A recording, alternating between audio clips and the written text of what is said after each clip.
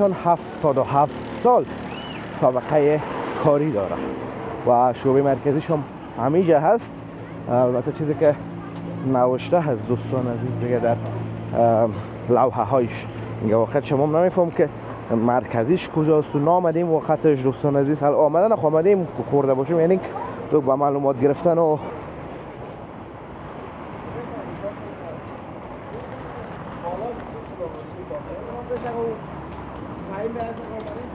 دکان ها اینجا دوستان عزیز یا خالی هست یا بسته نمیفهم. چرا ساعت هم تقریبا دیگه یک ورزشی کراون نمبر 10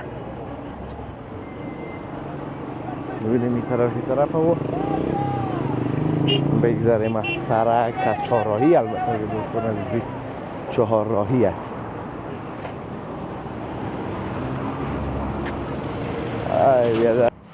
سلام و درود نصاره همه شما عزیزان.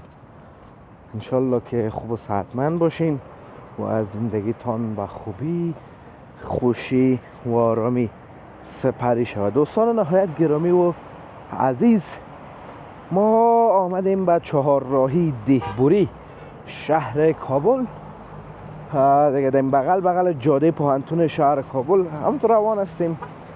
در طرف دست راست ما همچنان پوهنتون کابل هست که دیگه تقریبا تمام شد و از ساختمانش گذشتیم. اون طرفش وزارت تحصیلات عالی، اون طرفش اداره تعلیمات تکنیکی و مسلکی و اون طرف ترش هم لیسه عالی غازی موقعیت داشت. خب دوستان نهایت گرامی و عزیز، که میخوایم یک چیزی رو براتون نشون بدم، چون کمی طرف سرک کاملا یخزدگی است و احتمال افتیدن ما 80% است. نمیریم از این طرف سرک، یک جایی که را پیدا کنیم که بگذاریم اون طرف سرک و یک چیزی که قدیمی و که همه گورم میشناسه را براتون نشان بدم. البته دوستان عزیز این چیزی که میخوایم نشانتون بدم یک رستوران است. رستورانتی که نام آشنا در تمام کابل و افغانستان خصوصا در این مناطق داره. اما ما تقریبا دوستان عزیز این رستوران در چندین جای دیدیم که فعالیت دارن به همین نام و نمیفهم واقعا که کدامش اصلی هست و کدامش نه. دیگه با شما در این کامنت های همین ویدیو بنویسین. سرک ببینیم موتر نباشه و بگذاریم. اینم دوستان عزیز رادیو تلویزیون ملی هست، معارف ببخشین، رادیو تلویزیون معارف ملی. خب در وزیر محمد اکبر خان کابل هست، در سرک هفتم اگر اشتباه نکنم هفتم است یا نه قدم شرکا هست. دوستان عزیز در این بخش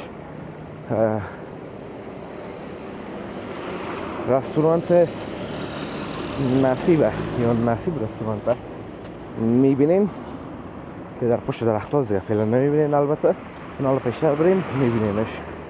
از قدیمی ترین رستورانت های مرکزی که تقریبا به گفتی خودشان 77 سال سابقه کاری داره و شعبه مرکزیش هم همیجا هست.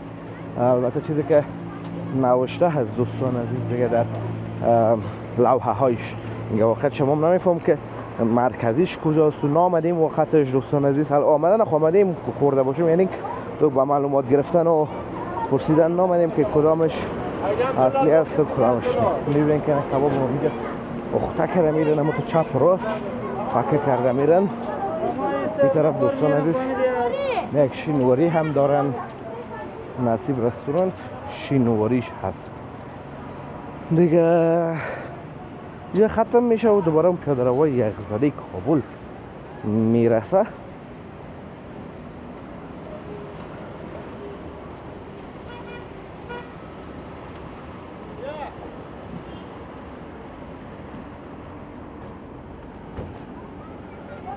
کابل چند روز دوستان عزیز به شدت فرسد است، یعنی بیروار نیست و مردم قدر جنب و جوش ندارن در هیچ بخش کابل.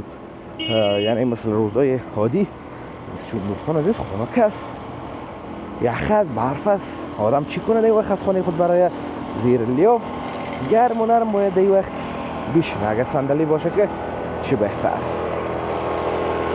طرفم کندوز کباب از دوستان عزیز کندوز کباب مرکزی دهبوری.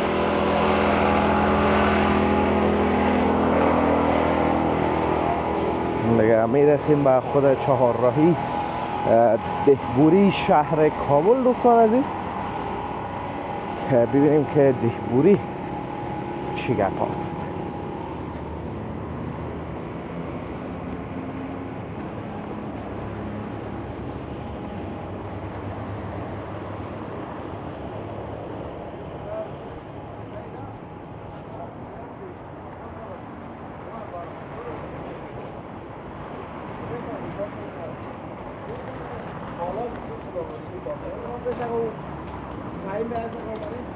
دکان ها اینجا دوستان عزیز یا خالی هست یا بسته، نمیفهم چرا.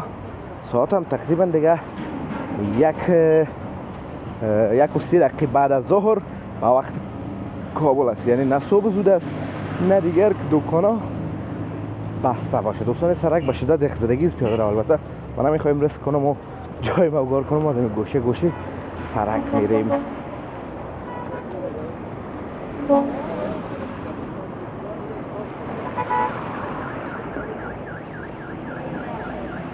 دوستان از این موتور فروشی هست، موتور فروشی که خوب موترهای لوکس و برند دارن. موتور فروشی های ستاره شهر، کابل جرنجر، یوسف زی و امثال اینا تمامش در این دهبوری شهر کابل هستن. این ستاره شهر فکر کنم موتور فروشی است. برای موتور رو میبینید این موتور مدل پایین نیست، تمام موترهای تیوتا مدل های 2015 بالا و مرسدس بنز اینا هست. میگه ایام دوستان از مرکز تجارتی دهبوری شهر کابل، کمپ ورزشی کراون نمبر 10. ببینیم این طرف و بگذاریم از سرک، از چهارراهی. البته دوستان عزیزی چهارراهی است.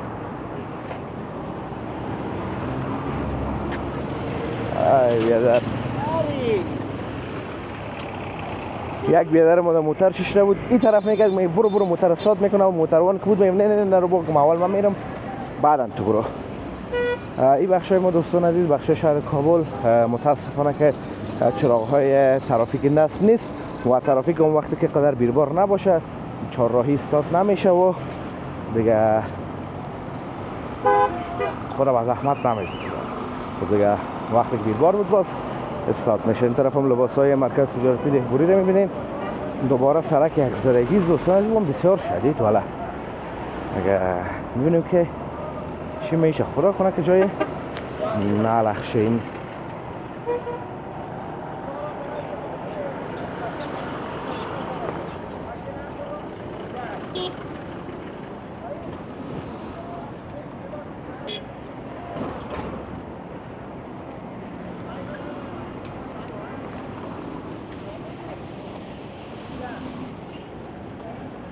طرف هم یک چند تا موتور فروشی هست دوستا، افغان رحیمی است و اینا دیگه. انشالله که از ویدیو خوشتون آمده باشه دوستا، از ویدیو لذت برده باشین، خاطراتتان تازه شده باشه.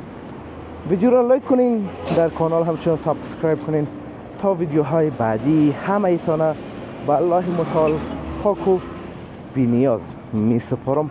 روزگار خوب و خوش داشته باشین و در پناه الله متعال باشین. الله حافظ و مددگار همه ایتان.